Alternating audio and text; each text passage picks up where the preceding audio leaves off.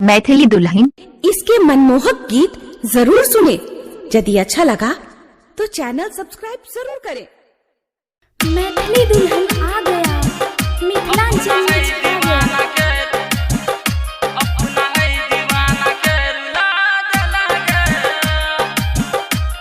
Presented by चांद recording studio भेजा road Barsam. कोके वादा जान तू भुला दे लगे, कोके वादा जान तू भुला दे लगे, अपना ऐ दीवाना के रुला दे लगे। कोके वादा जान तू भुला दे लगे, अपना ऐ दीवाना के रुला दे लगे। कोके वादा जान तू भुला दे लगे, अपना ऐ दीवाना के रुला दे लगे। सुमित सतीश रंजीत, सुमित सतीश रंजीत। कहै छला हमरा से जान तू छोड़बो नहीं हम तोरा रे, छोड़बो नहीं हम तोरा रे, छोड़बो नहीं हम तोरा रे। आब की केलियौ गलती की भेलौ, कहै छा पगला छौरा रे, कहै छा पगला छौरा रे, कहै छा पगला छौरा रे।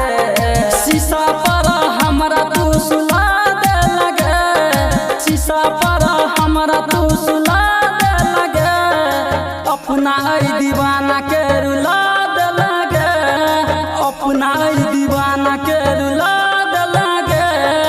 कोके वादा जान तू भुला दे लगे, कोके वादा जान तू भुला दे लगे, अपना ऐ दीवाना के रुला दे लगे, अपना ऐ दीवाना के रुला दे लगे, अपना ऐ दीवाना के रुला दे लगे।